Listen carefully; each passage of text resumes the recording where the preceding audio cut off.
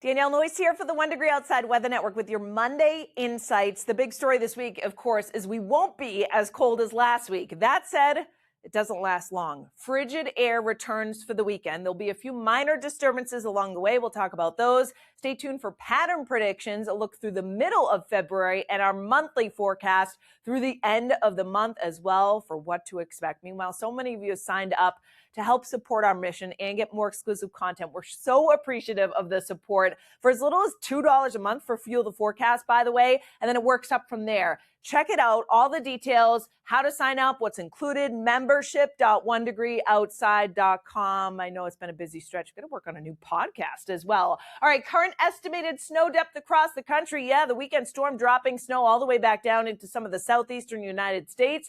And of course, the Carolinas, parts of Georgia as well. Where are the jackpots across the country? Upper Peninsula of Michigan and also right here at home. Now, we had a really localized band of some ocean effect from the large ocean storm that passed to our east, but we had a little enhanced banding that occurred during the day on Sunday. So we picked up a couple of inches in spots. Gloucester, 3 inches, Pembroke, 2.5, 2 in Kingston and Plymouth, and 1.5 inches in North Scituate. So that resulted in some slippery spots for Sunday afternoon and evening. Now the big story across the country is the cold. Temperatures were in the teens this morning in northern Florida.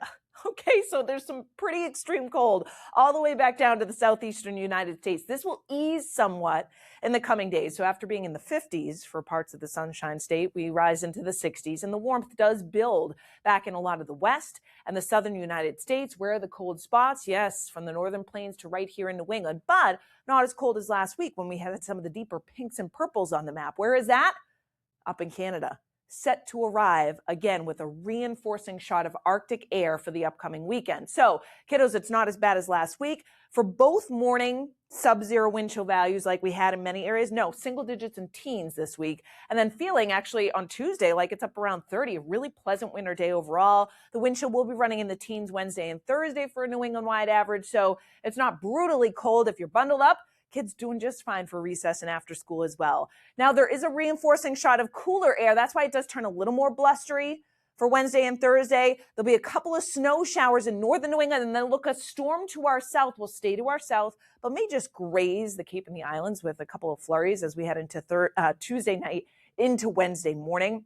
But no big impact there. Otherwise, it's a fairly quiet middle portion of the week here. Another system off to our south and east. A couple upslope mountain snow showers here in northern New England during the day on Thursday. Here comes our next disturbance, a fast-moving Clipper system.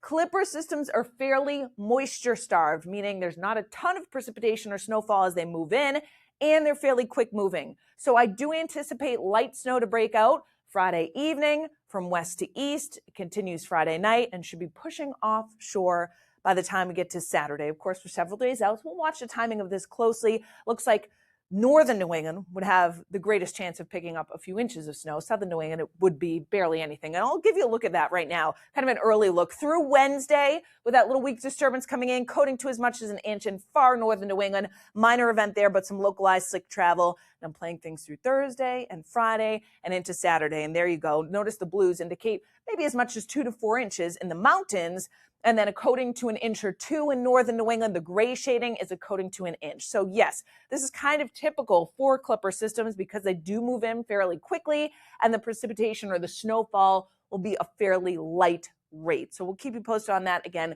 later Friday into early Saturday. The big story behind that is a little piece of the polar vortex. Yes, the deeper purples up here. Watch what happens. Come straight down out of the poles into the northern plains, the Midwest, and wow, right into the Northeast. By the time we get to Saturday, sticks around for Sunday and into the start of next week as well. So this reinforcing shot of frigid air does move in after a fairly seasonable but still slightly below average temperatures over the next several days. In fact, for Tuesday, we're in the 20s to low 30s. So you heard Matt talk about it too. We get some melting and refreeze cycles this week. So that does mean some localized slick spots. Think, driveways, sidewalks, but it also helps to melt down some of the snowpack towards the driveway and things like that, the sidewalks. It feels like prediction 20s at the warmest time of the day on Tuesday, teens to the north. Tuesday night, we drop back into the single digits and teens. So it is still cold overnight, but not as cold as it's been right around freezing again on Wednesday. Keep in mind, for the beginning of February, we should be in the mid to upper 30s. So it's still a cooler than average stretch. It's just we've been so cold that it doesn't feel too bad. And the wind will generally be 10 miles per hour or less. 20s in northern New England on Wednesday with some upslope snow showers developing and some pockets of light snow right along the Canadian border. Wednesday night, single digits to lower teens. So this is what I mean. Kind of each day gets a little bit cooler. Highs on Thursday only in the upper 20s, teens in the North Country. Friday should be in the 20s to right around 30 degrees. Keep in mind, there'll be a southwest wind. That's typically a warmer wind direction. But then right behind that disturbance that comes in, that clipper, here comes the cold air again.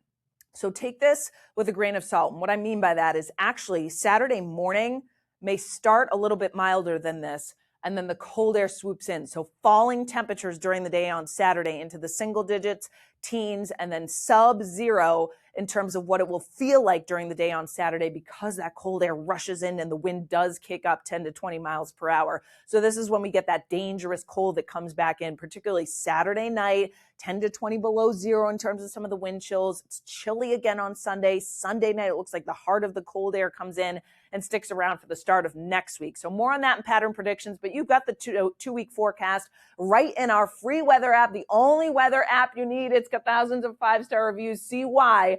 Download it, search 1 Degree Outside Weather in the App Store and Google Play.